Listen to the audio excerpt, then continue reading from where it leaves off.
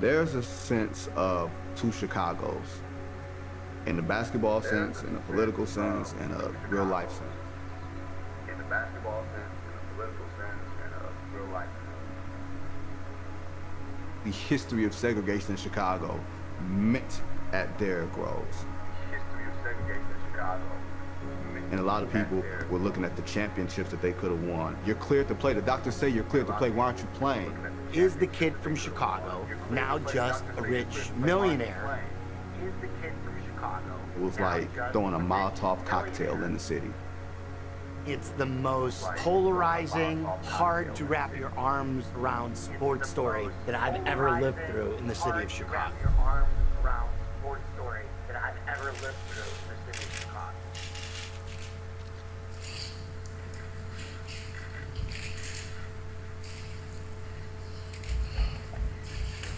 You know, I know it's emotional, but you just have to understand that you're inspiring millions of fans, but inspiration goes both ways. So maybe you can tell us a little bit about the inspiration that you're getting from your fans.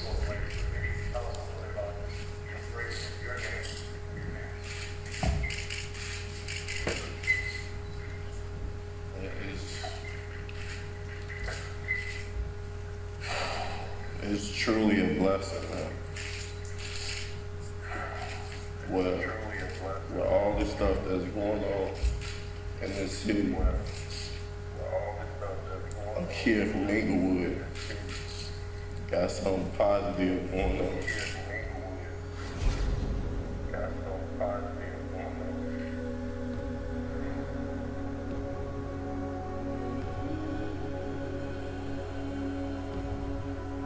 Anytime you see me cry or show emotion like that, it comes from a place of appreciation, of knowing where I came from.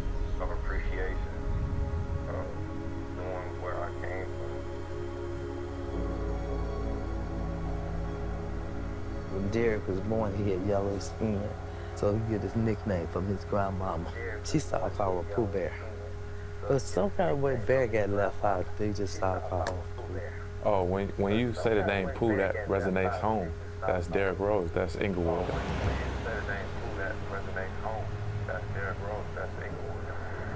Being from Chicago kind of fucks you up a little bit, bro. Like, even stopping at stop signs, lights, you're looking on the side, you always think somebody is sneaking up on you. I don't know why. You always think something is going to happen. You always have that thought in your mind that today might be your day.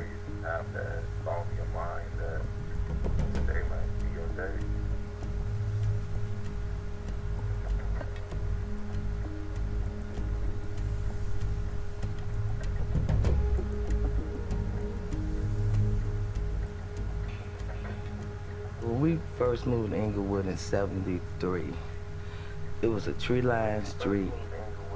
It turned rough from wild when drugs came in the area.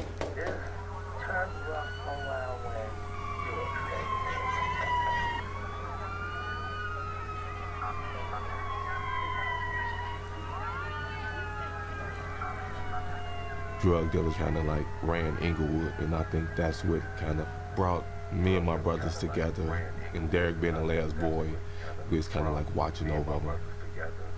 There's a love-hate relationship with how I grew up. I hated the whole concept that you put into in the Inglewood area. The poverty, the jobs not being there, everything negative you could possibly think of. Drugs, alcohol. Everything negative is literally right there at your doorstep. I didn't get in trouble a lot, but I was around it. Always around it, but smart enough to stay a couple of feet away from what's actually going on. My brother above me, Alan, he was a knee freak.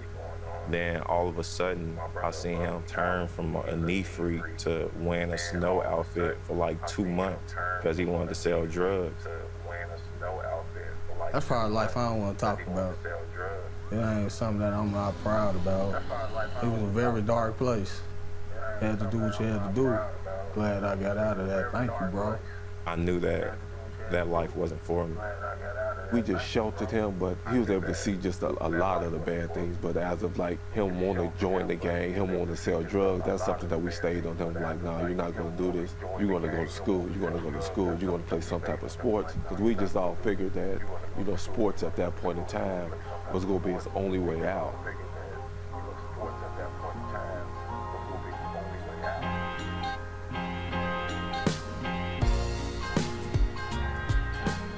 Murray Park was Derrick's place to go to play ball. His friends was there, and they had a good time there. But I knew if I was looking for Derrick, he was always up at that park shooting ball. It's a place that me, Derrick, and so many other people from this community grew up in. We were here almost every day. They even nicknamed that Murder Park just off the strength of people getting killed up in the park. If you go to any other basketball court outside of our neighborhood, it was for sure you was gonna get jumped or get shot at, and you didn't want to deal with that. So we only went to one park. If you wasn't an athlete or a drug dealer, hustler,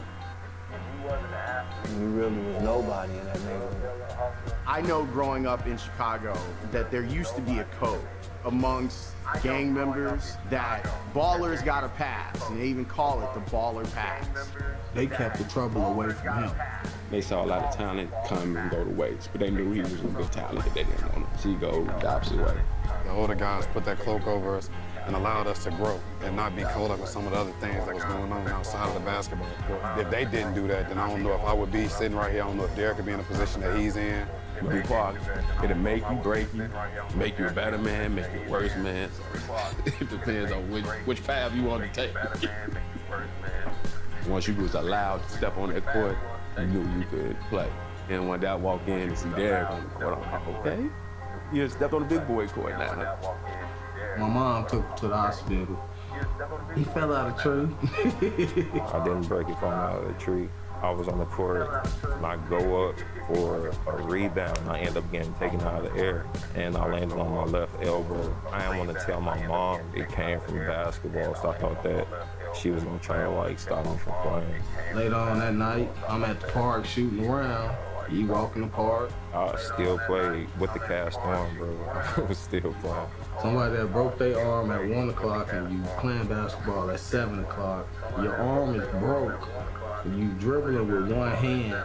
I'm like, you going to the NBA. Growing up, I was kind of mad. I was that mad kid that was mad because there wasn't a male figure around. The only image that I remember of my dad was him coming in like an image. I don't remember his face or what he had on. Him giving me a toy, like a huge truck that you go outside and like dig holes or whatever, a huge truck. I think Derrick becoming the person that he is a result of him just not having much as a child. I couldn't get money to even get like 5-cent candy. Now that's crazy. As a kid, you can't even find a fucking nickel for 5-cent candy. I used to get a cup and put powdered sugar in this shit and get a spoon and sit there and watch Power Rangers and eat powdered sugar the whole day. Crazy, right? I can remember going to his neighborhood and really being like, damn, this shit is like fucked up. I can remember walking in the alley and seeing a dice game and seeing somebody rob him. When he came in, he thought we were rich. I said, man, I ain't got no money. I said, why you think that? He said, man, this is a big house. When I grew up, it was a 5-bedroom house. We had 13 people living in there. Out of them 13 people, 5 or 6 of them were crackheads. I remember stories of finding crack pipes, taking them to my grandma, like asking her, what's this? There's no way I should have been in that environment, but no human should have to go through, but you are, and you're surviving the whole time. You're not living. It's straight survival mode. My biggest motivation was my mom, just seeing how she struggled. He would come home and he'd see his mother sitting at the table and she opened up the mail and she just crying. He said, Mom, what's wrong? Baby, I don't know how I'm gonna pay, all these bills. And we would sit down and look at the bills and figure out Which bill can we pay? Light gas is the main thing. We pay good food, it was okay. And sometimes I would lie to him and tell him we got enough of this. Sometimes we didn't. And yes, my gas had went off before, and I had strived to get it back on. I had no choice but to tell him when. I go to my other sons, and they would give me money to make sure that my bills stayed balanced. So we all worked that way. When I was younger, I had a gambling problem. That was the only way I could hustle without getting hurt. People around my neighborhood, they hustle, they sell drugs, rob people, stuck up people, this and that. That's not me. I was a little young kid at the time, big ears. I couldn't go that route, so I used to shoot dice a lot, like a lot. That was the safest way I could bring money home. My Uncle Greg took him around the corner and said, I bet can't nobody outshoot my little nephew. They were shooting money ball. And he won money shooting jump shots for dollars. I remember going to neighborhoods, playing different guys with money. People surrounding the court is just me, no matter how tall he was. If you put up the money, my guy putting up some money, and we playing.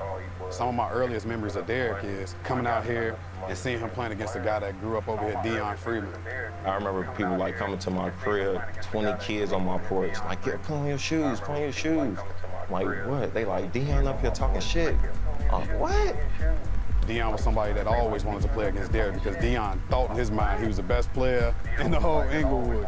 I go up to the court, oh, he's in high school, I'm in grammar school. All his guys surround the court. Like, I'm like, all right, so I'm really about to play him.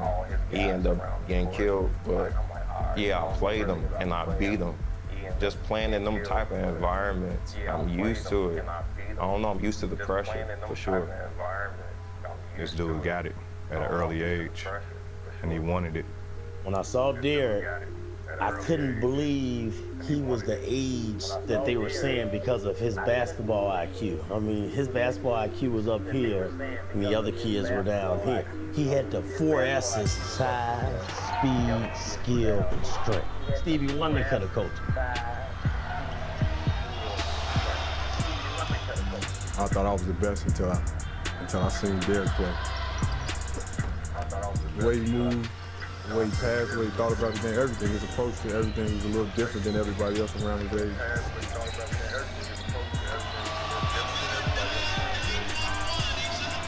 In high school, we were still kids. We didn't know what the future held for us. It was just fun for us, man. We played basketball, we had fun together. We all knew that we all wanted to get out of our situations and get out of poverty, and whatever came from it, that's what was gonna happen. He said this, I'm gonna save my family. I heard him say this. I said, how you gonna save your family? Watch. If I were you, I would hate me too.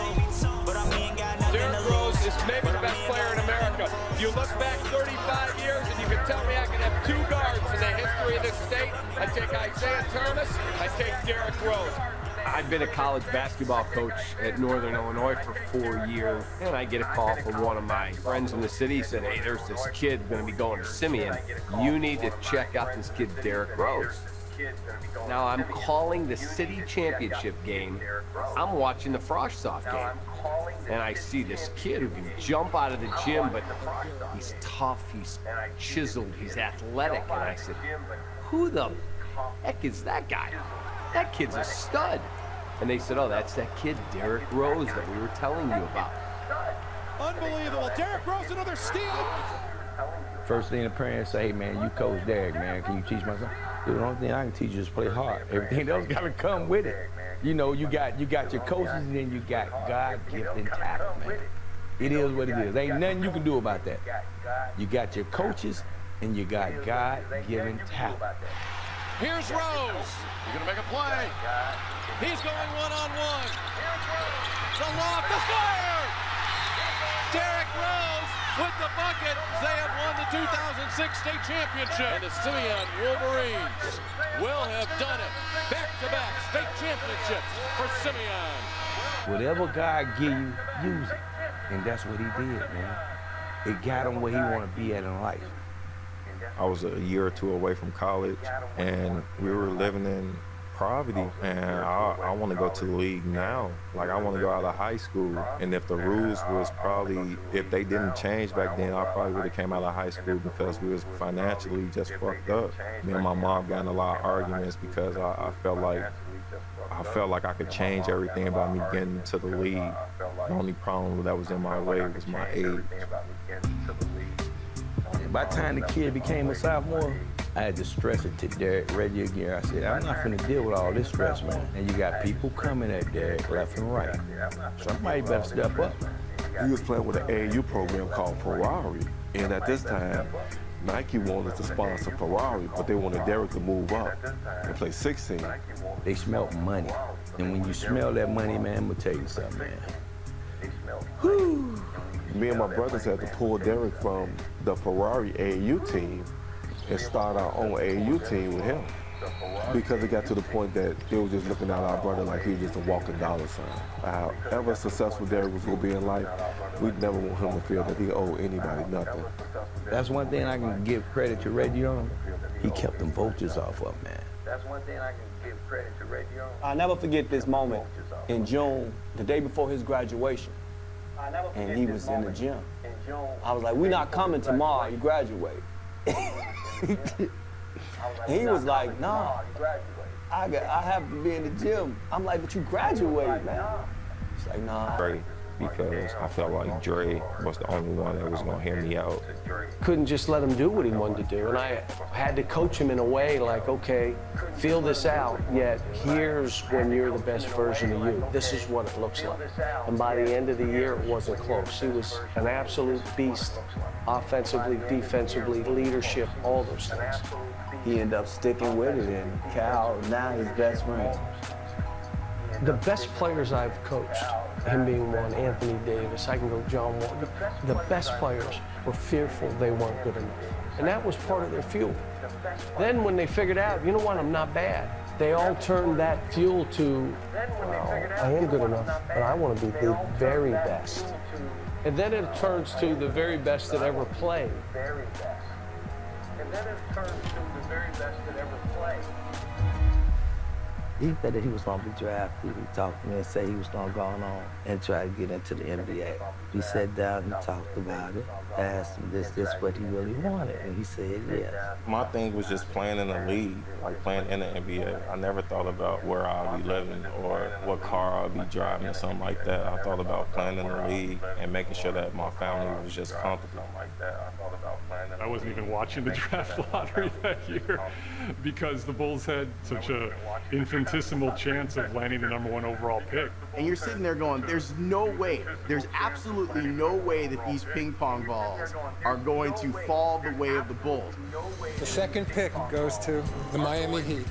And that means the #1 pick in the 2008 NBA draft will be made by the Chicago Bulls. I had to call my brother. When the ball fell saying Chicago, what was crazy about it is that we wasn't expecting it. And second off, we thought that they was going to pick Michael Beasley. Derrick, what went through your mind when you saw the Bulls won the draft lottery? I bet all us was surprised for 1.7% or whatever. And just seeing them win, I just thought about LeBron James. I thought he was the luckiest person in the world to get to play in his home city. And now I have that chance. I'm just hoping that they pick me. All the guards wanted Michael Beasley and all the bigs wanted D Rose. And I really wanted Derrick. We knew he was going to be the top 2 picks. He couldn't drop. I was like going into the summer. All of our friends were just anticipating. Is he going to Chicago? Is he going to Miami? Especially in the lottery, where Derrick going to go? A day after they win that lottery, I called John Paxson and I said, you have no decision. Derrick Rose is a slam dunk #1 guy. It's not even close. And I remember getting into a debate with Stacey King. I said, Stacey, this is Secretariat at the Belmont. You take Derrick Rose, and it's not even close. My pick was Beasley at the time. And boy, I'm glad I'm not the GM. I'd have been fired. This wasn't even a conversation. It was Derrick Rose, and there was no chance that Michael Beasley was the right choice in my mind, or your mind, or a lot of people. But that's what I remember most about heading into that draft. We don't agree on everything. We've done a show for 11 years. We sat in this studio, and there was never a debate. We would open up the phone lines and the fans could debate with us, but it was never a debate on who the Bulls should take. It was Derrick Rose. Derrick, how disappointing would it be if the Bulls did not take you? I'll be hurt a little bit, but my goal is to play in the NBA, and I'll be playing for some team in the NBA. You could sense that he had this great passion about the game, and he wanted to succeed so badly. He didn't always articulate it to you, but you could just kind of felt it when you were around him. Getting to know him and seeing the humility he carried with him was really impressive.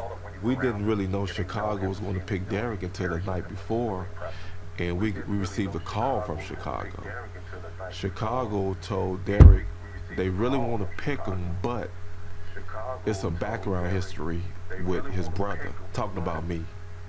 If he sold drugs, if he was a felon. At the time, I couldn't take it because it's like, is it me that's getting picked or is it my brother that's getting picked?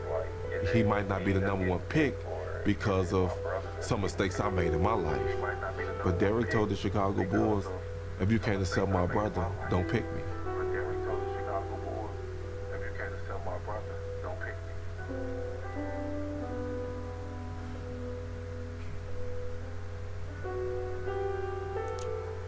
I remember that when it's all said and done, and he wouldn't eat, but I could see he was hurt. He teared up some, because I know he wanted to be the #1 pick. And I teared up too, because I thought I messed it up for him.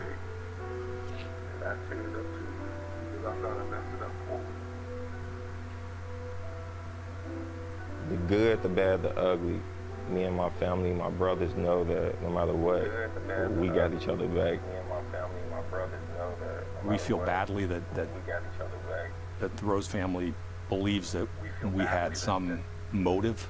When you draft a young player that in their hometown, you worry about the outside influences. We didn't worry about that because we knew Derrick's family was so tight, and that was who he relied on. As we delved more and more into that draft, knowing that he'd had such a great support system around him, those were things that actually were encouraging to us. There was no belief that there was ever going to be an issue with Derrick Rose. With the first pick in the 2008 NBA Draft, the Chicago Bulls select Derrick Rose from the University of Memphis. I can't say it made me feel relief. I was more happy for him than anything because he went through a lot. People call him dummies because he don't talk that much and everything.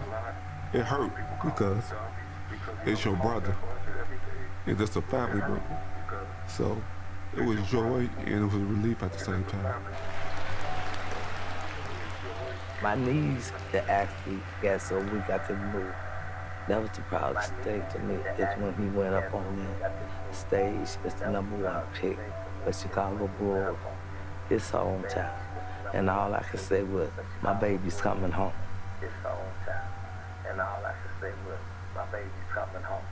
It was like Jordan was coming back. A guy who was gonna lay it all out on the court, who has a background of winning. It was like we had already won a championship. The Chicago Bulls select Derrick Rose from the University of Memphis. It's not a lot of people that make it to the league, period. You make it to the league and you get to play for the crib. Like, I don't know, that's the dream. There's certainly a buzz around the city because obviously Derrick was so well known here. He was so well liked here. He was so well respected here. It gave the Bulls a feeling of being reborn. So well respected here. It gave the Bulls a feeling of being reborn. The entire Bulls organization welcomes Derrick Rose into the Bulls family, and hopefully it's going to be a terrific ride here for a long, long time. I want to thank you all for all coming out, and this is a dream come true to be a Chicago Bull, and I'm happy that the Bulls picked me, and that's about it. That's about it. this is what I felt like I was made to do, was to play basketball.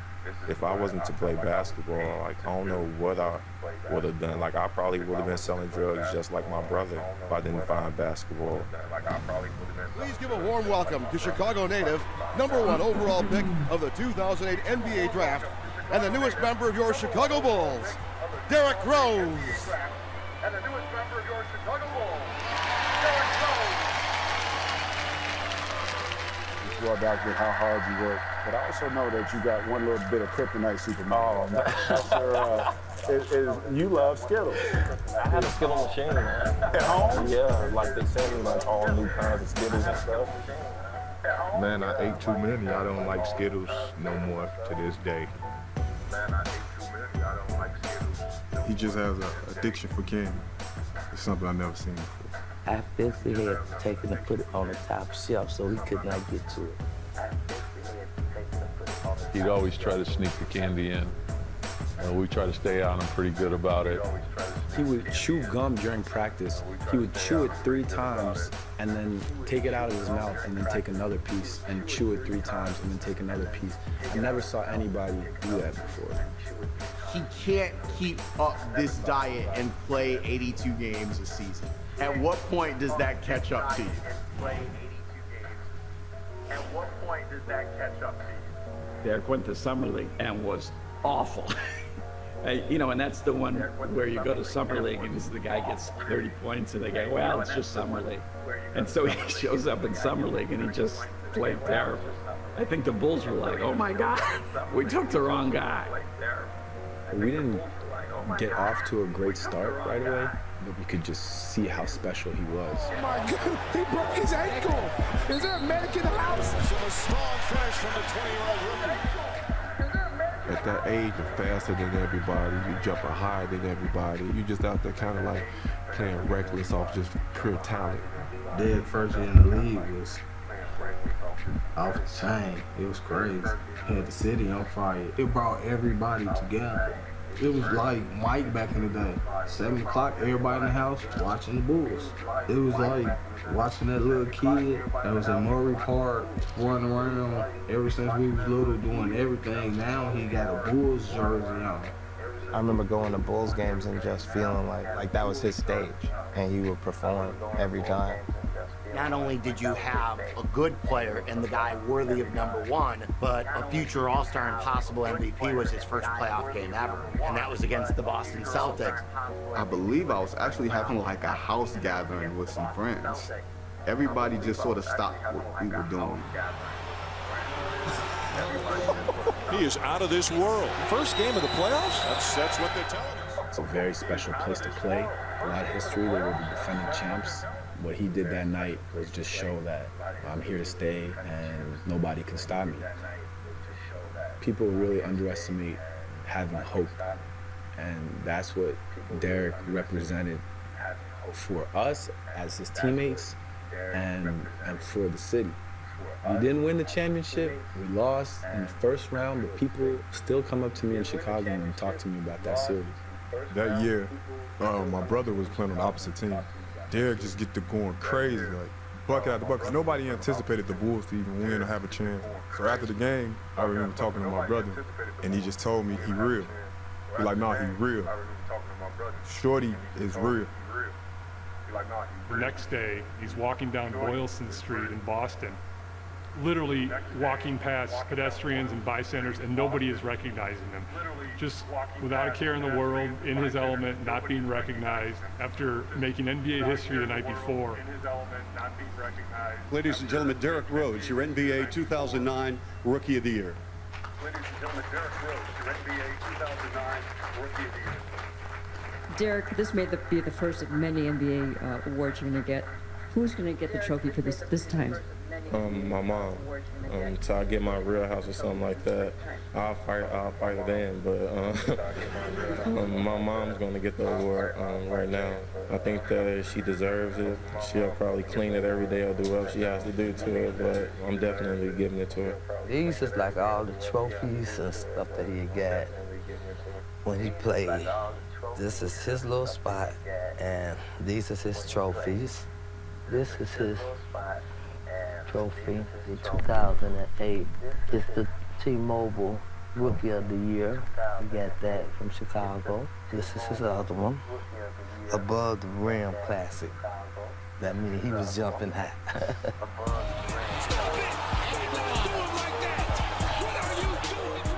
He was doing things that no other point guard was doing.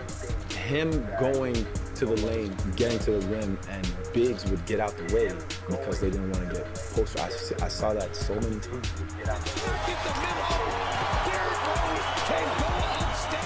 That dunk kind of made people think, should I go block the shot? I don't want to end up on ESPN or commercial, because it was that freaky. Derrick put that ball and cocked it behind his head and scratched his back with it and just kind of swole up like a cobra. Man, it was the most ferocious dunk that I've ever seen. I've seen Michael Jordan dunk on a lot of people, and that's probably like the best poster I've ever seen. I wouldn't say that. I wouldn't say that, but it was a hell of a dunk, for sure. I like this the most. Too big, too strong, too fast. Too big, too strong, too fast, too good. You ever see Derrick do that one move, man? You try to come behind his back and go behind the rim and go like this and do that? Yeah, tell him he got it from me. I used to think that he was gonna break his back. You look at Derrick and you look at his body and the way he dominated guards. Even though he's not a 6'6" guard, he was able to impose his will, 6'3", on bigger guards. So I would always say he was too big. And then him overpowering people. I saw him dunk on Greg Oden and dunking on 7-footers. We all knew he was the fastest guard in the league from end to end. And Derrick in his prime was faster than Russell Westbrook. So too big, too strong, too fast. And then at the end, he was just too good.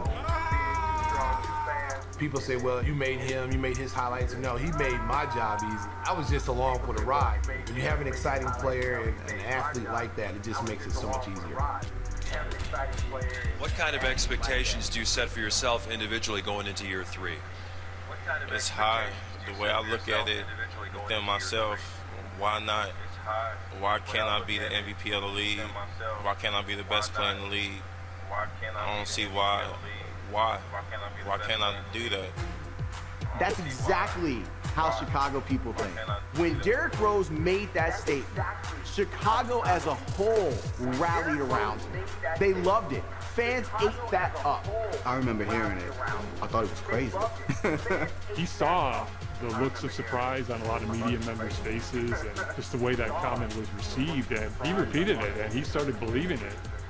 Why not? Yeah, we even had him on afterwards and he was so humble, but yet he just would explain to us, if you can't have a goal and you can't say, I should be the best. And we always say about our athletes that, hey, if you're gonna talk the talk, walk the walk. And in 2010, 2011, Derrick Rose walked the walk. Goes to his left, goes right line, this is MVP time! You hear the MVP chants, why not? MVP thing was just crazy. Yeah, that was crazy. It was crazy. It was fun. It was fun. That's all the city everybody was talking about. He brought us back to prominence in the league. He made himself into that MVP through his work. So it was an exciting time for our franchise. We felt we had something sustainable that was going to last a long time. I knew he was going to be an MVP, man. I didn't know it was going to be that early, though. You are the youngest MVP in NBA history. It is my pleasure to award to you the 2010-11 MVP trophy. This right here is for the city of Chicago more than anything. The way I play is for Chicago, so they accept me with or without the award. The way I play, period, is a Chicago way of playing basketball. It was a special season, and he's such a humble guy. Obviously, to be that young and to win it, usually you have to be in the conversation for a couple of years before it actually happens. But I think that's very much telling us to who he is as a person and how dominant he was that year. Everybody at Simeon was just so excited seeing that happening so early. Like, the sky's the limit, and we had an MVP in our city, from the Bulls, and from our hometown. This is the most real Chicago sports moment ever. Just watching somebody get there and doing it while they're young, doing it on their own terms, and putting the city's name on it is just a feeling that's unmatched. I should have sent shivers down your spine. His greatness was in his humility as a superstar. He was able to say, why can't I be MVP? So he had a confidence about him, but at the same time, he had a humility about him. And last but not least, I want to thank my mom.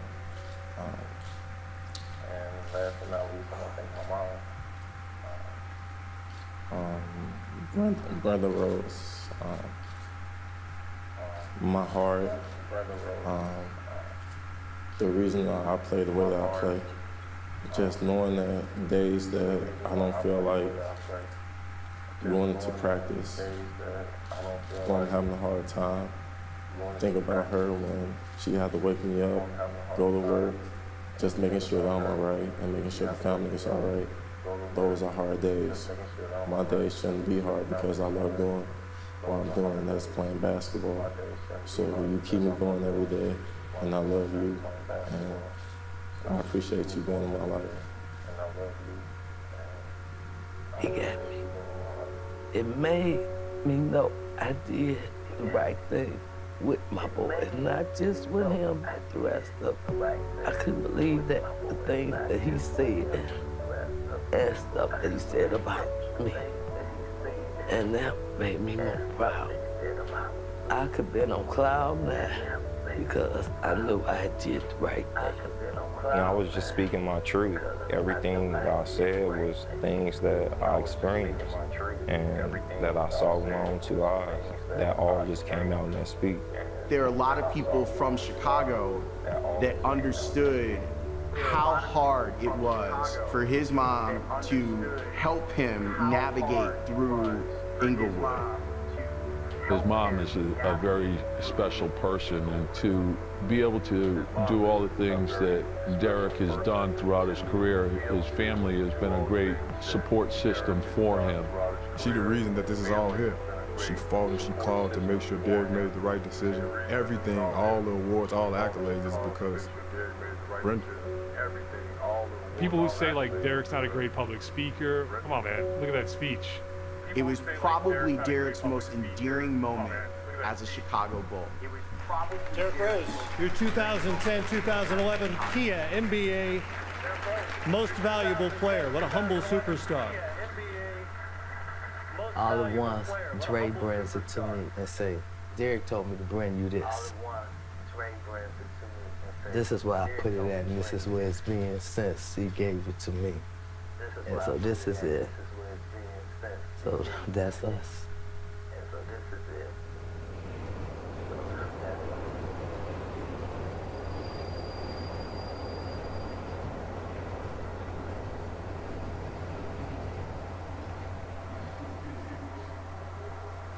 It was in Orlando at the All-Star weekend. We signed a long-term deal. It was in Orlando. I know your mom, Brenda, your whole family, they were all there. Once the contract was done, tears were shed, and it was a really emotional moment, an incredibly proud moment for us. But what were you thinking at this point in time? A lot of things. Thought about my past, knowing what I went through. At that time, I was in that room. I couldn't believe it. I was signing a deal that could change not my life, but my family's, and my brother's kids, even my friends. And trust me, I'm gonna try to do more than that, where I'm just gonna try to keep helping people, not myself and not only my family, but the city of Chicago. And hopefully it spreads from there.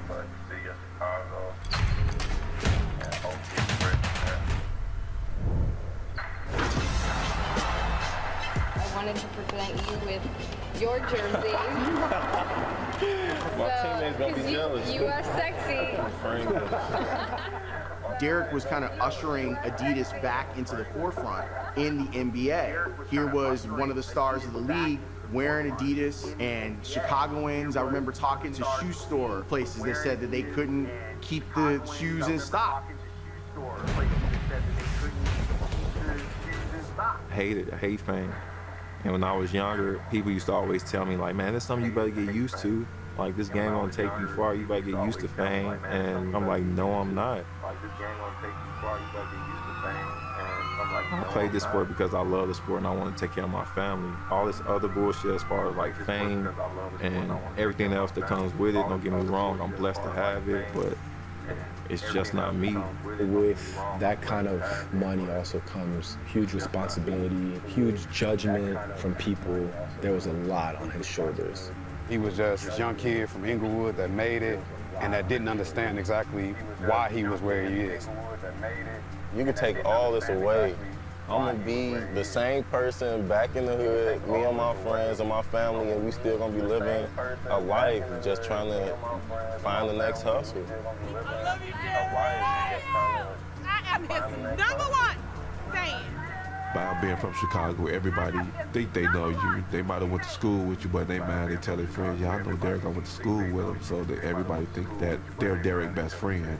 You know, you don't want to be rude to people and stuff like that, but sometimes we might go out to eat and he really can't eat because everybody want a picture. And if he say, you know, let me finish this up my family, then all of a sudden he might get criticized for that. Not by the media, but now, you know, might be some people that's, like they say in the hood and the streets, oh, he acting funny now and all that type of stuff. Some people just don't understand it if you're not in his shoes or walking the path that he had to walk.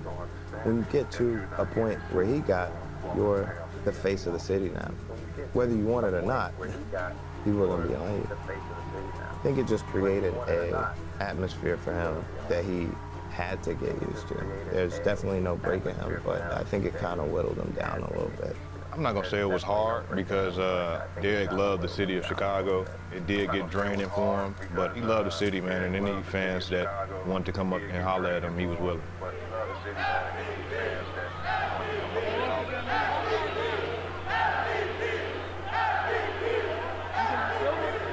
At times it was overwhelming. I would say like in public and things like that, especially in Chicago, because he's from there. You got so many people pulling at him, from family to old friends to friends we went to high school with, friends he went to college with. I get people that I didn't even go to school with, people that went to school with him texting me, trying to get to him, and that's a little overwhelming. It still is at times. I just would always remember him saying, he having the blueprint. If he just always thought if I continue to work and work and work, everything would be okay. The stardom motivated him. Yo, D, crazier than last year? Way crazier, man. As you can see, it's a million people here, man. It's a blessing, man, just to have all these people show up and show a lot of love, man. I feel good. There isn't a handbook for superstardom. There isn't a handbook for not having any level of privacy whatsoever. There isn't a handbook for not having any level of privacy whatsoever.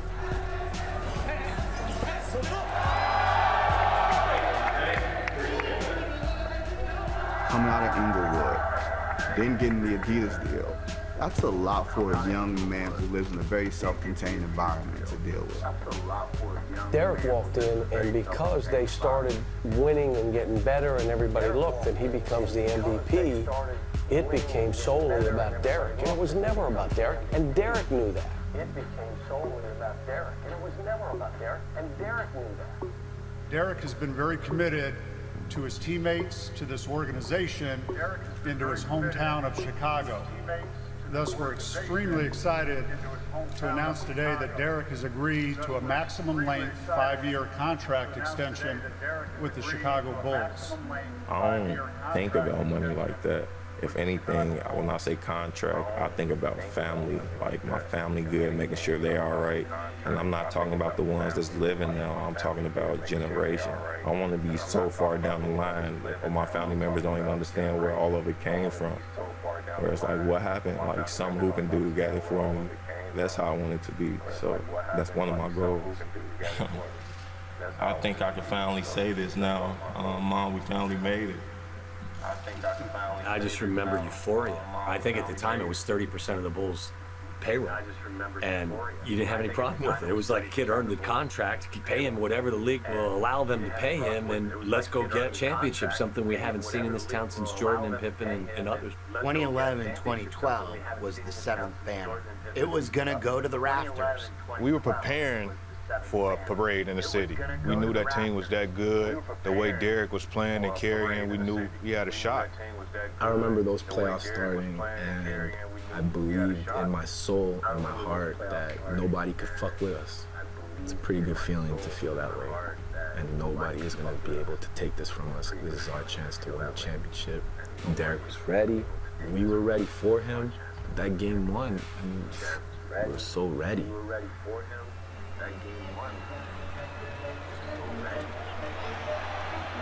Like, I remember coming down, I think I made like a jump hop to like a pass and feeling like my ACL tear a little bit. It didn't tear all the way, it tore a little bit. So when I went down on the floor, after I threw the pass, I went down on the floor.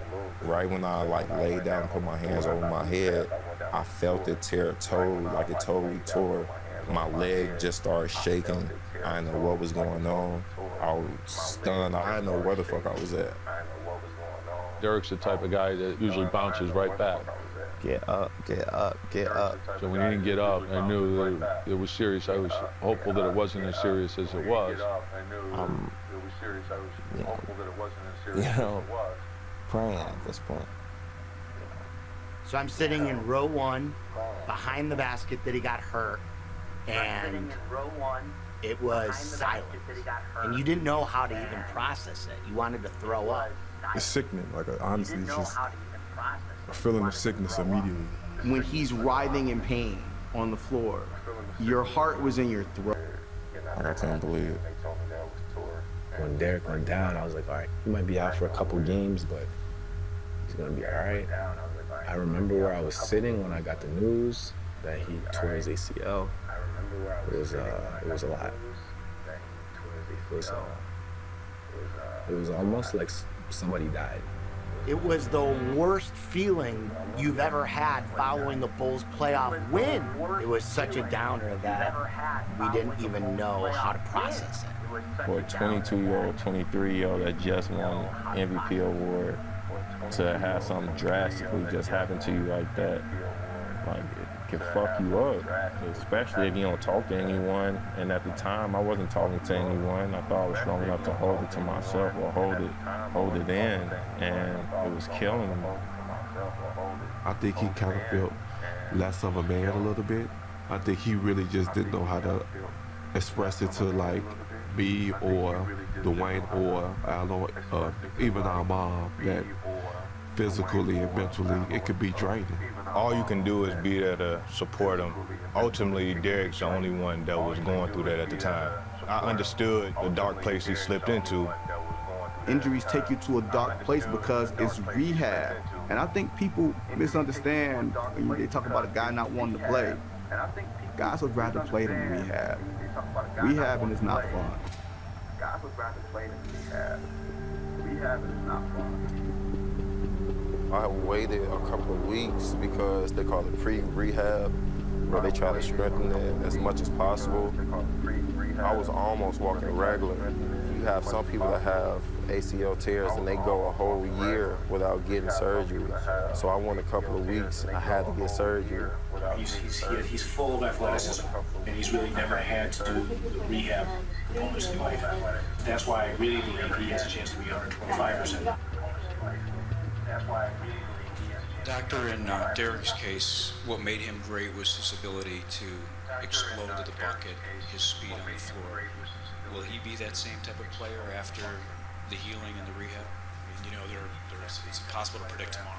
Look, I said at the time, this is not revisionist history, that the Chicago Bulls' biggest mistake. He's up to par as far as what the expectations were at this point in his rehab. Let's not forget he's still got a long way to go. And it may be the camp of Derrick's mistake as well. He's not sitting out the entire year. We're just going to bring him back slowly. I think the biggest thing to do is not put a time limit on him. They should have announced he was out for the year, period. There is no chance he's going to come back. I've been through a lot of stuff before, and I handled it pretty good just growing up. But this right here is just gonna push me and make me work harder even more. This right here is just gonna push me and make me work harder even more. Make you look at things totally different. You have to listen to the player, and that's what we did.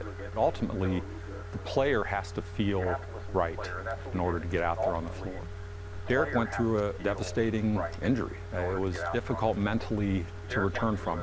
So we knew it wouldn't be as smooth as we all wanted, but ultimately the player has to feel comfortable in himself. That 12-13 season was just a disaster on so many levels. That 12-13 season was just a disaster on so many levels.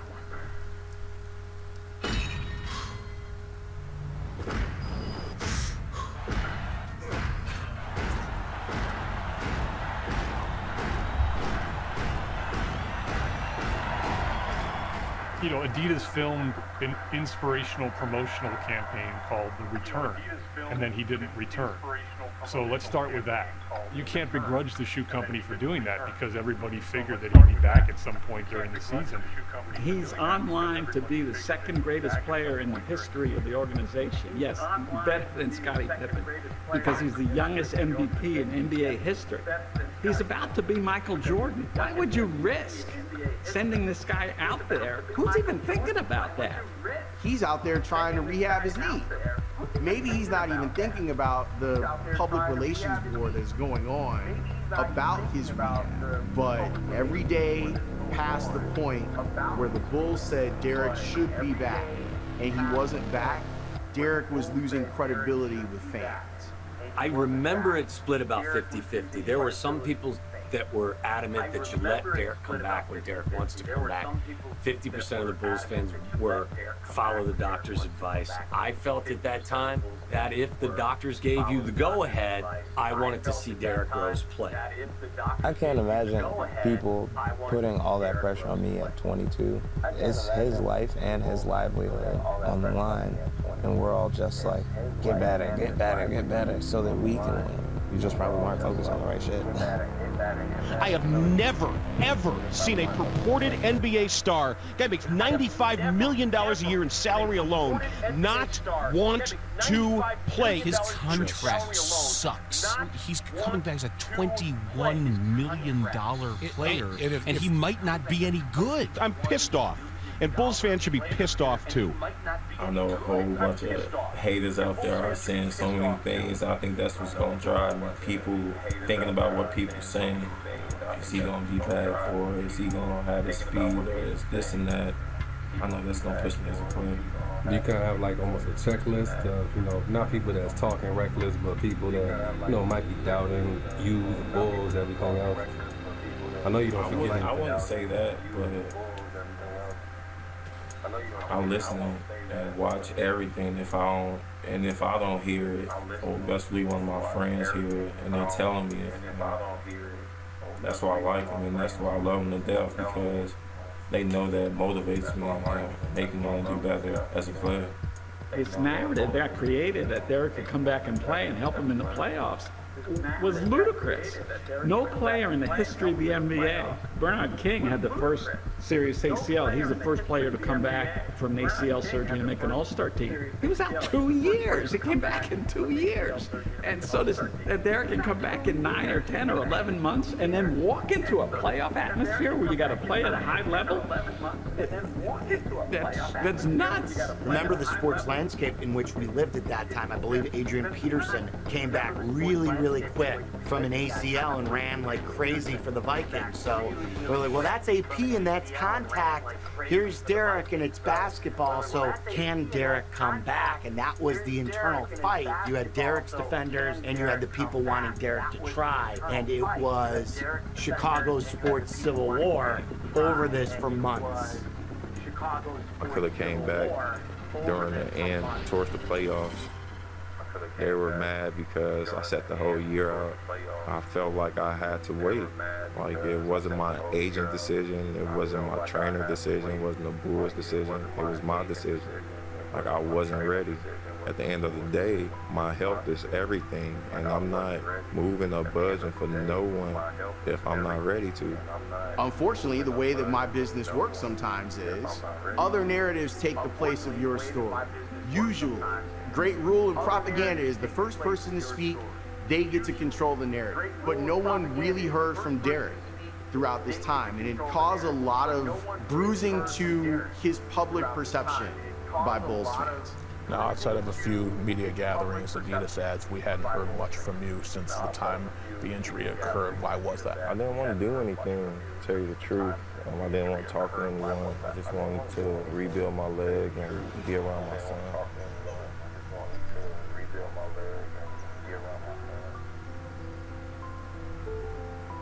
And there was that very damaging story that he had been medically cleared to play.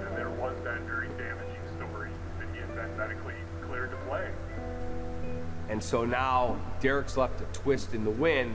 Well, wait a minute. If the doctors are clearing him, why isn't this warrior coming back to play? And then on his camp side, he never really addressed it. There's Derrick doing these workouts before the game, and you see him soaked in sweat, and then he would take a shower and put on his street clothes and watch the game. Well, if he can go out there and do all the stuff he's doing, and he's been medically cleared, how come Derrick isn't still out there doing it? That became the mantra from a lot of fans. I think that's one of many little things that get turned into something larger than it has to be. All that was said was that Derrick physically could get out there on the floor if he felt ready. We were always very sensitive to what Derrick was feeling. You could be medically cleared, but until the player feels he's ready to play, you have to trust the player. I trust Derrick. No one ever doubted Derrick, and my dad made it clear from the very beginning that we didn't want Derrick coming back until he was 100%, until he was ready to come back. He never got to the point where he felt he could go out and play without risking injury. You can run on a treadmill and you can do all that stuff. That doesn't mean you're ready to play in an NBA game. There was frustration because we felt the team was really close to being a championship team. I look back at that time and I don't like it because I feel like I wanted him to come back. Selfishly, he was also my brother and I wanted him to be right. So it was just, I was torn a little bit. He was also very proud of the guys for fighting on without Derrick, and we were always hopeful that at some point he could make the comeback. If we knew from the very beginning that Derrick was not going to play the entire year, and we knew that with 100% certainty, we would have announced that he's not going back the entire year. And we knew that with 100% certainty, we would have announced that he's not going back the entire year. Now that you've had a little time, what do you kind of make of the whole season, which is obviously, you know, so controversial and so much so talked about? We said at the start of the year that, and it was from Jerry Reinsdorf on down, that we were going to be very conservative with Derrick's injury, and we were going to support Derrick in any way that we could. Jerry made it clear from the beginning how he wanted Derrick to approach it, and I think Derrick took on some unfair criticism for not coming back, but that's exactly what Jerry asked him to do. Derrick, do you have any regrets how things were handled, either by you, by your team, or the Bulls, and how the communication was between you and the media? Not at all. There's nothing you could do about it. Everybody they're free to voice their own opinion. I remember that preseason, and that was the first time I saw him nervous. Emotionally, I think that he was very angry. It wasn't like a peaceful time where, wow, like Derrick's back and he's just in a good place. It was like, fuck everybody, fuck everything. You guys turned your back on me because I was hurt, and I'm going to show all you guys what I'm all about. Derrick's on the run. Oh, that knee looks good. It was not a happy fighter. It was a fighter like coming to show everybody what I'm all about. We started back to practicing, and then we started playing again. Then the second one. Derrick Rose is limping right now. Almost like he just kind of took an awkward step right there. He was holding his knee. He's limping off. That's the one. So it really said, why me? Derrick Rose reported with right knee pain today. An exam and subsequent MRI confirmed a medial meniscus tear of the right knee. Surgery. I'm texting you, and I'm like, he did it again. it was disaster. I just remember slumping down into my couch, and you're saying to yourself, no, this isn't happening again. It sucked, man. I look back on those times and it's just, they're not good times. The games keep coming. You don't have time to digest things emotionally. I'm playing in the NBA, I'm living my dream, but those are not good times in my life. I could care less what people say about me or criticize my game or whatever, or how I play. I could tear it 10 more times. As long as I'm playing hard and giving the game my all, I could live with it for the rest of my life. A lot of guys from Inglewood think that same way. They're willing to die for what they believe and what they feel for. That's just Inglewood for you, and how you was raised. Our community, we don't care how many times Derrick get hurt. Like, that's a part of life. That's a part of being a basketball player. And we never saw a downside. We never thought about a slope. But as a Bulls fan, what did you think of kind of the rise and fall, like what happened with Derrick, and seeing how high he went and then how low things got? I mean, Derrick had no lows. He didn't, because he still maintained. Derrick is a legend, no matter what. We always wanted him to come back. That was the most important thing, is Derrick coming back. We're his family, and we just love every time he came back. We're his family, and we just love every time he came back.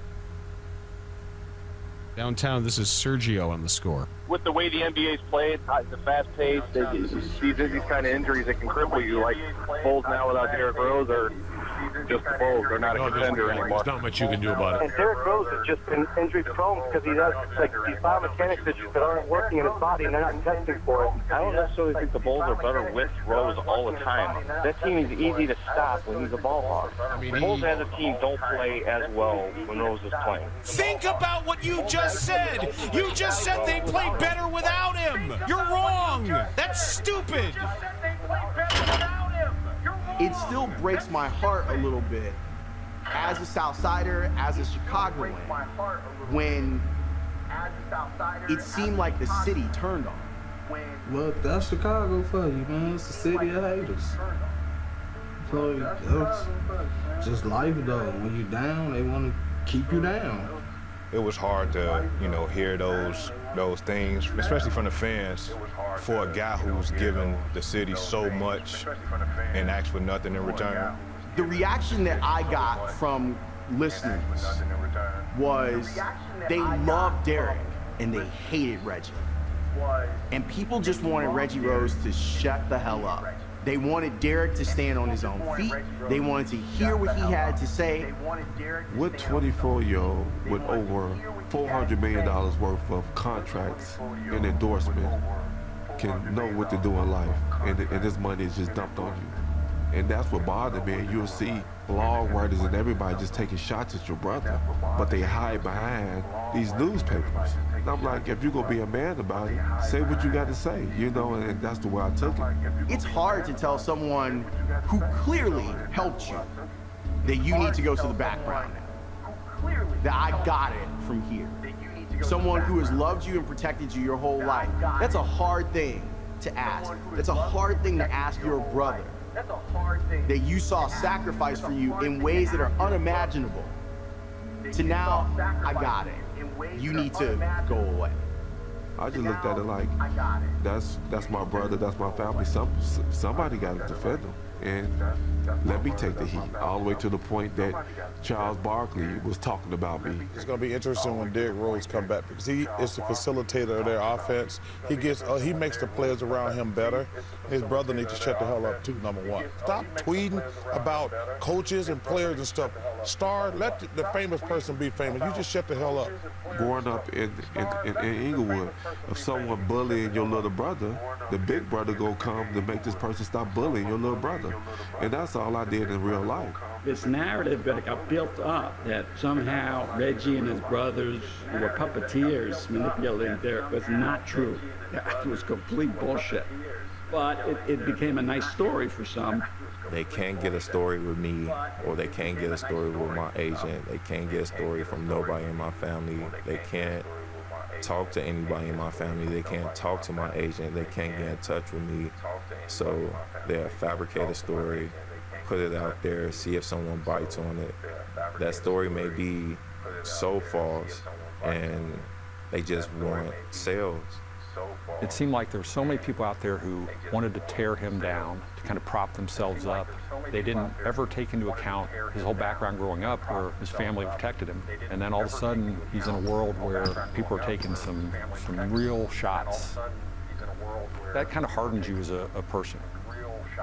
He and I would talk, and he was just devastated by some of the stuff.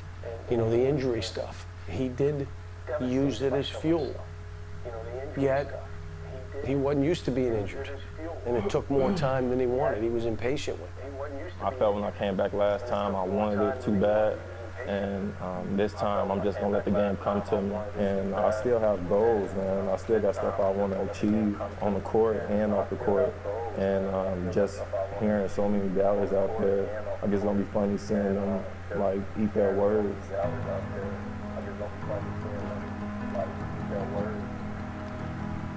I'm thinking about long term. I'm thinking about after I'm done with basketball, having graduations to go to, or having meetings to go to. I don't want to be in my meetings all sore, or be at my son's graduation all sore just because of something I did in the past. I don't know what to say about that. I understand how important it is when you're done playing to want to be healthy. But when you're in it, I think we were all a little bit like just thrown off. At the end of the day, Derrick can say some crazy shit, but at the same time, when he's in the trenches, you're gonna want that guy.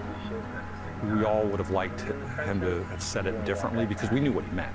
Injuries in this business for athletes, they do force you to think about your mortality as a player. But I thought he was unfairly criticized for that, and I think that started some real negative things from the outside that I think stung him.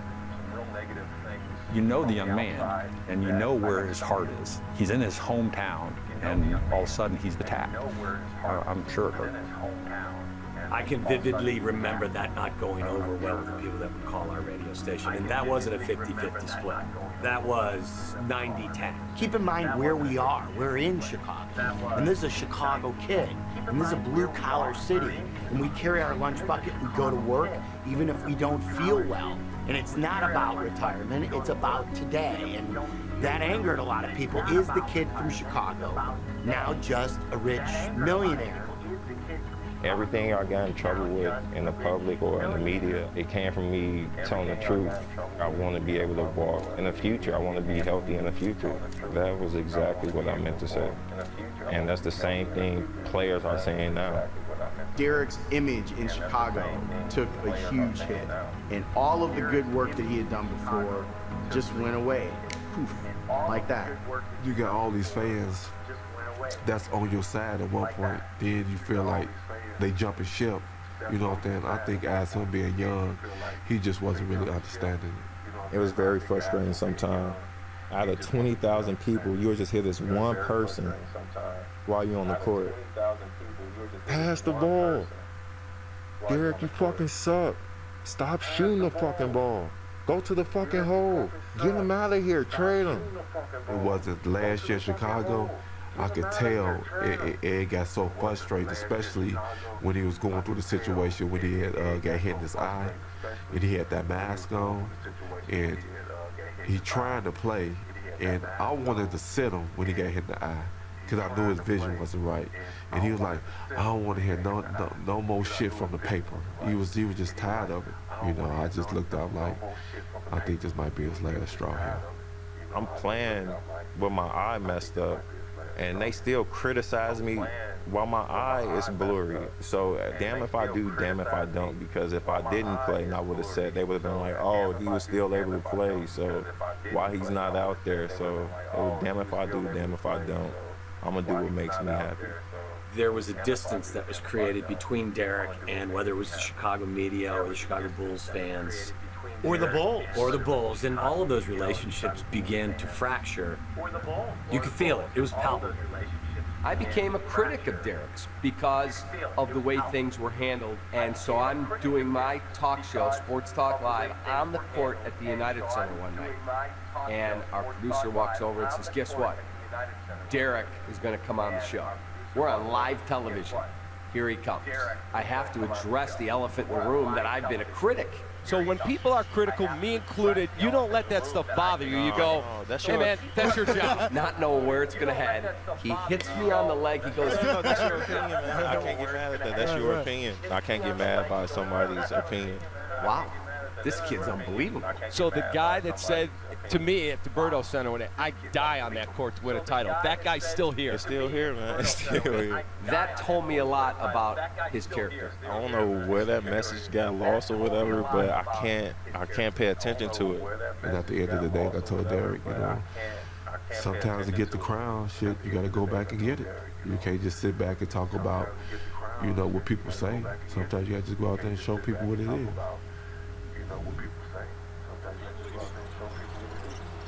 Looking, finds Rose. Rose trying to get open, fires away. Bang! It's over! The Bulls win at the buzzer! And he jumps in midair. You catch him. He's just got the stale face. That's my Derrick Rose. Words at the time couldn't describe that feeling. The thought process was, man, we overcame. Man. You know what I mean? You overcame, we overcame, and it's paid off. It showed at that moment. We just thought it was nothing but great from there. That was a crazy year. That was a really, really big shot. And I really felt like this was the chance for us to go to the finals. You can start feeling good again because, you know, you're just on edge about feeling good about anything at some point. Because it's just, at the moment, it just seemed like everything Derrick did, through all the good, somebody found some way to put in some bad, some way, somehow. It did seem like, you know, we were, again, headed in a good direction. So many people had kind of written him off and talked poorly about him. His heart had changed in some ways too, you know, about how people perceived him.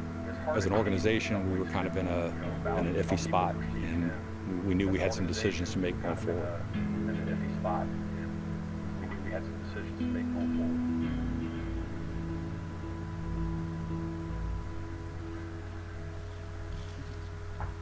Derrick, you'll be 29 when this contract ends. Can you think of playing for another team other than the Bulls?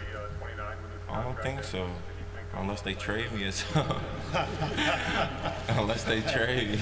That ain't happening. I would want to finish my career here, but we'll have to see.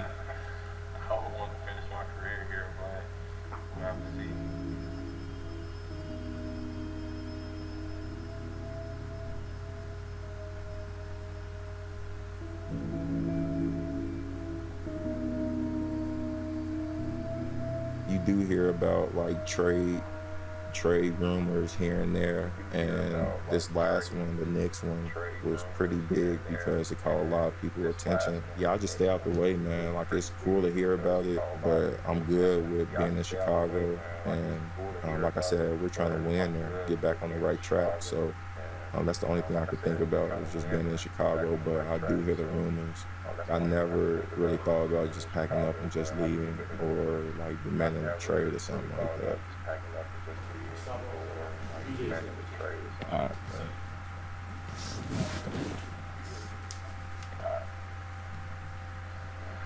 He ain't answer. I'm so nervous right now. I don't know why. Why I wanted to talk to you? Yeah. Because I'm in New York right now.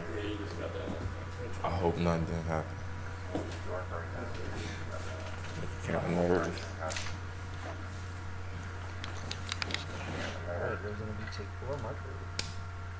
A big separation.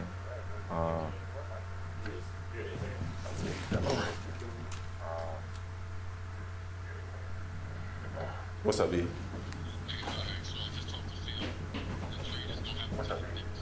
You lying.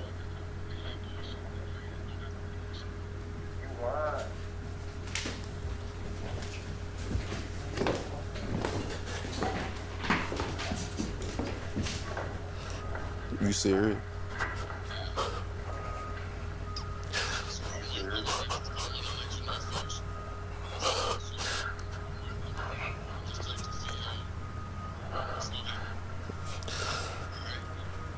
Yeah.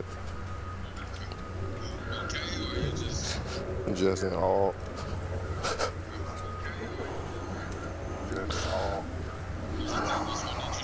Yeah.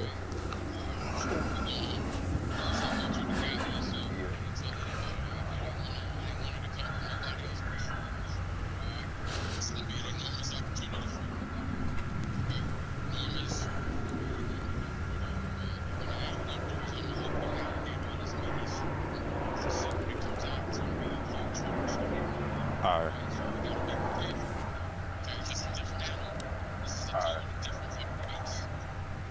Yeah.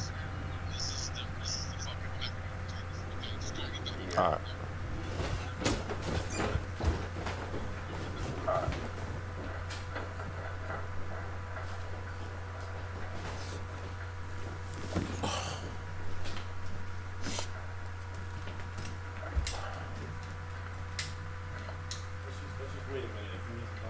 I'm good, bro. I'm good.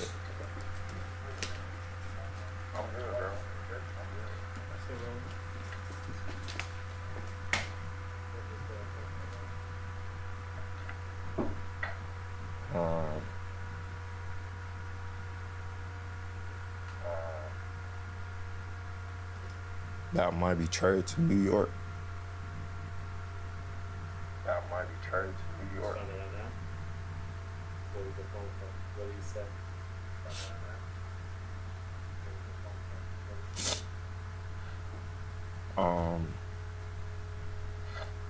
Really just telling me to prepare myself. Really just telling me to prepare myself. Because something might happen. Something might happen. But you don't know when, how. In the next couple of hours. In the next couple of hours. How you feel those things? What are your emotions? How you feel that? What are your emotions? Anxious.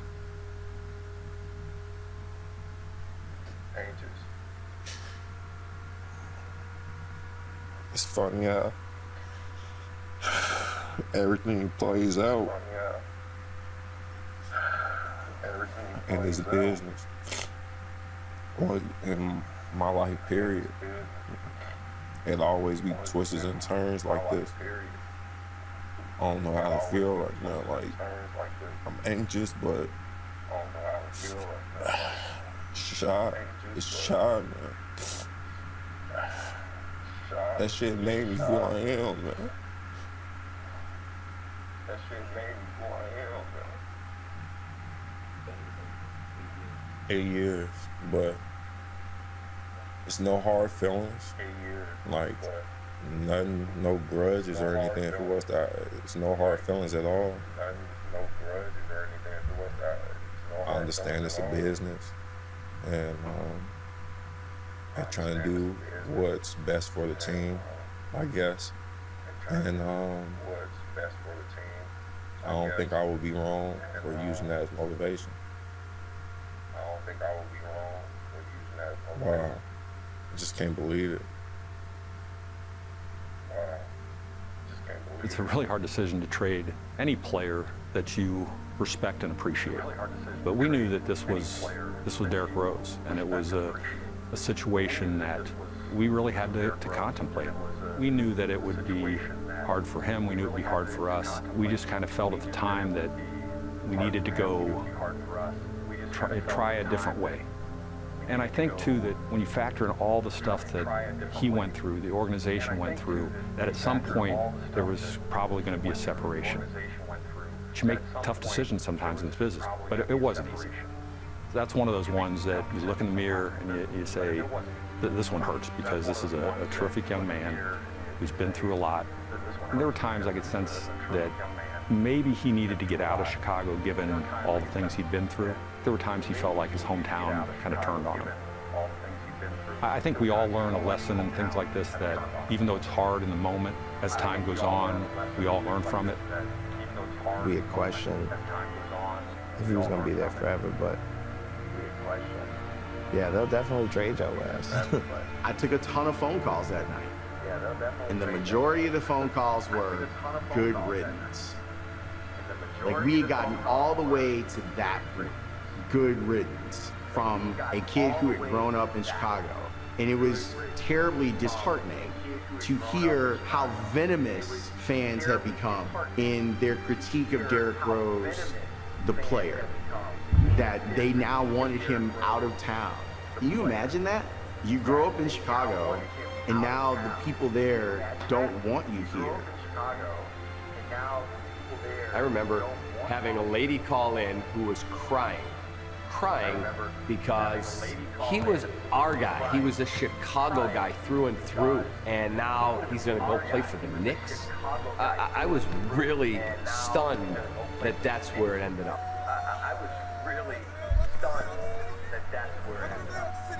I'm gonna go somewhere and I'm not sure people are gonna like it. There's a sense of two Chicagos, in the basketball sense, in a political sense, and a real life sense. You almost felt like the segregation of Chicago, almost the history of segregation in Chicago met at Derrick Rose, because so many people in Chicago, so many black people in Chicago felt like Derrick Rose was being unfairly mistreated by a largely white media. And fans, the season ticket holders of Chicago, clearly are a different demographic. And they looked at the dollar signs, and they looked at, why aren't you playing? And they're looking at the media reports. The doctors say you're cleared to play, why aren't you playing? And then he's out there and he's not the same high-flying 19-year-old that he once was. While the protective version, the outside family, so to speak, of Derrick Rose, people who aren't blood, but felt like they needed to protect Derrick Rose because Derrick Rose was their cousin in some form. Derrick Rose was their younger brother in some form. It was so interesting as a resident of Chicago, but someone from the outside looking in, to see how different it was. And it goes back to the expectations that were placed on Derrick from the moment that he got there relative to the sheer joy that many Chicagoans from the South Side, from Inglewood, felt the moment that he was drafted. And they go back to that. And everything that happened since then was gravy. So the injuries and all that other type of stuff didn't matter to them. They didn't worry about the championship, they worried about the kid. And a lot of other people were looking at the championships that they could have won. They looked at the what if factor. They looked at all these other different things, from the injuries to the money, to the confusing statements, to the public image. And you could see that it meant, and it was like throwing a Molotov cocktail in the city.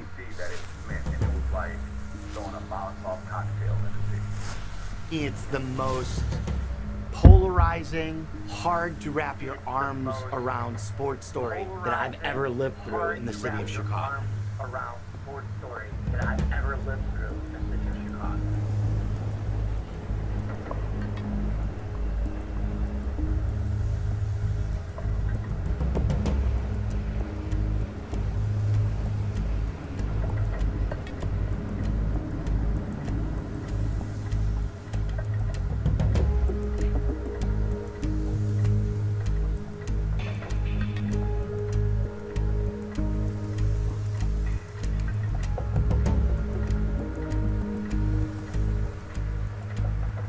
My thing is, I'm bringing Chicago to New York.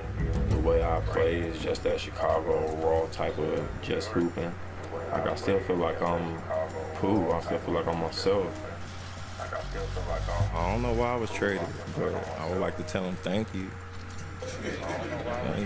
For real. Chicago is more than just like a home. Like, it grew me into the man I am today. That's one of the reasons why I changed my number to 25. I'm playing in New York, but I want to bring something from Chicago with me. All right, thanks very much. Okay. That smile, I ain't seen that in a long time. I ain't seen that. Man, I ain't seen that since 08. I ain't seen that since 08.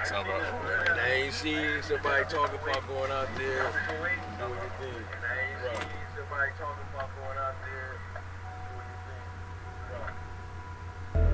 Derrick, going through something like this, does it change you at all? I mean, it would change anyone, but like I said, I spoke on it, and this is all behind me now. Like, that's the past now. Only thing I can focus on and worry about is the future. Everything changed just before tip-off for the Knicks when they announced tonight that Derrick Rose wasn't starting, and that was just the beginning of the mystery. It continues to be really the big unknown. His whereabouts are currently a mystery. I was worried about him. Nobody knew where he was or how he was doing. You're one of the closest guys to him here. Have you been in touch with him? Is everything okay? Yeah. Everything is okay? Everything's okay. So I texted with him. He just said, look, I'm okay. I'm with my mom. And I get it. It was just like a very stressful time. You just don't have time to digest anything because the games just keep coming. We saw Derrick in practice the next day and we just apologized to the team and we moved on. That day, I woke up, I went to shoot around, I was heading back home, I was talking to my mom, and I still didn't think I was gonna leave until I got dropped off. I went up to my apartment, I was talking on the phone for about an hour, 2 hours, then I hopped on the plane. I just had to talk to my mom. Like, it was a lot going on. I think he had a breakdown. It was a different time, and at some point he got down, and honestly, I think he didn't know how to deal with it by himself. How are you doing? Feeling a lot better than yesterday. What can you tell us about yesterday? That was a family issue. For one, it had nothing to do with the team or basketball, but that's the first time I ever felt like that emotionally, and I had to be with my family. I don't care what the family emergency is, you at least have to let your employer know. Here's what I would do. I would suspend him, at least for a few games, and then I would look to trade him, and if I couldn't trade him, I'd cut him. Is Derrick Rose fully committed to the team, and are the Knicks fully committed to Derrick Rose beyond this season? And are the Knicks fully committed to Derrick Rose beyond this season?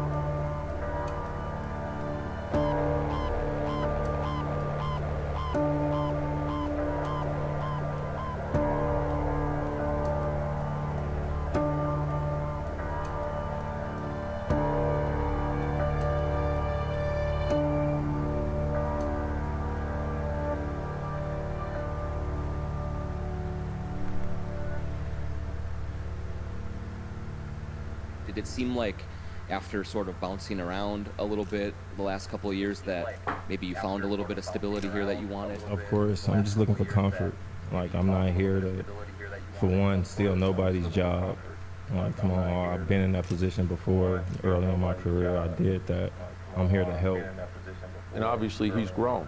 He's a lot different today than he was 7 or 8 years ago. I think we all are. You learn from your experiences, you mature, there's a lot that goes on, but he's always been a great person. It's all about not being content. Like, I'm not content with where I'm at as a basketball player, just in life, period. Like, I'm cool with it, I'm blessed to have it, never take it for granted, but I think I will always want more. And it's not for me, I look at it for like my family. Like, it feels good to be able to treat your family the way that I treat my family, and I never want that to stop. Derrick's a very private person. Derrick has his kids now, he's in love, he looks at peace.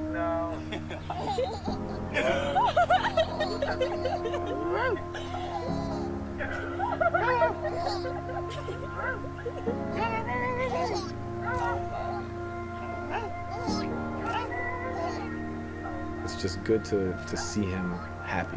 When you're happy off the court and your house is in order, like Tibbs likes to say, it shows on the court.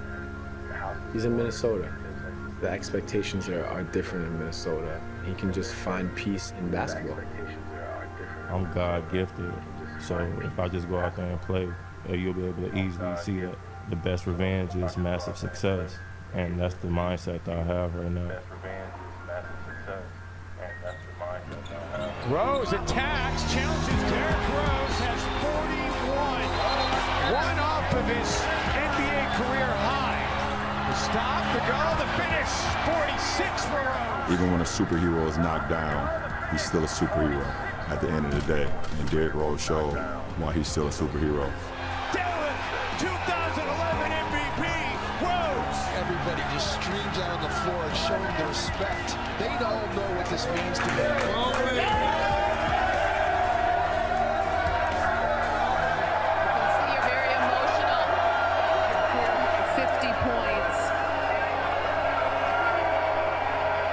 What does it mean to you, Derrick? Man, everything, man. I work my ass off, bro.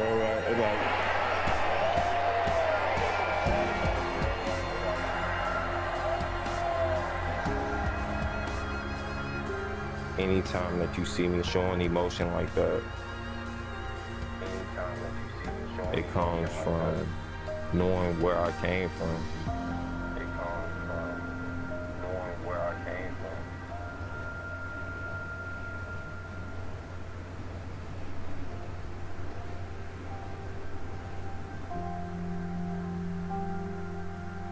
In every story, there's a beginning, a middle, and an end. And so the beginning was great. The middle was marred by injury. And I think the end's going to be great. I just got to do everything opposite of what my dad did, which is pretty easy, especially if I care. The first moment where I ever started to compare athletes or even think about how celebrities as a whole give back or don't give back was seeing him interact with kids in Roseland and Auburn Gresham. It's emotional just being here, where I came from, 2 blocks away from here. If it weren't for you all, I wouldn't be here I wouldn't be here before you. Thank you, and I appreciate you all. I wouldn't be here before you. Thank you, and I appreciate you. Seeing him paying for people's funerals, just being a part of the city still. He's there for everybody. Derrick Rose! He was everything to Chicagoans. He was everything to Southsiders. Kids that wanted to go to the NBA out of Chicago now had an example and a blueprint on how it could be done. Are there any Simeon players in the great lineage and history you look up to, role models? Oh, Derrick Rose. I look up to that man so much. Me being that 6th grade kid and eager to be in the gym with Derrick and be around greatness, just those little memories is what helped me be the person I am and help my hoop dreams and inspire me to go to Simeon and to be like him. That's my hero. Nobody contributed more. He gave $1 million to this after-school program. Michael Jordan, and no offense to Michael, but Michael Jordan, Scottie Pippen, none of those guys ever made contributions anywhere close to the level that Derrick Rose did. Having a foundation in Chicago and doing work with at-risk youth, it's important to have people who have gone through a similar background. He came from the hood, he came from England. So when Derrick would walk in the building and Derrick would talk, it meant that much more because he was one of them. And I know Derrick, and Derrick is a painfully shy person, and he had to fight that because he knew he means so much to the city. And that's why I'll always have that dude's back, because I know how much he fought inside himself, just being a painfully shy kid and having to be the voice for the hopeless. He'll have my respect for that. To this day, he'll still say, "Coach, I love you." Wait a minute. You played for me 1 year. He'll see me, we'll talk, he'll hug me, "Coach, I love you." Come on. It just shows that he's deeper than all this. And the injury and all this hurt him to his core. Not winning a championship hurt him to his core. Being attacked by it, it hurts him. But I will tell you that at the end of the day, who he has not changed. But I will tell you that at the end of the day, who he has not changed. Waddle and Sylvie on ESPN 1000. You sent out the question last night about Derrick Rose getting his number retired. You can't be serious, can you? There were a lot of people, way more than I expected, that said absolutely because of what he meant to the city. Derrick meant something more within this city to a lot of people because he provided hope. I've been saying they need to retire his number. Like, he's not finna come. Where you gonna be Derrick Rose for the Bulls now? Come on. He was a hometown hero.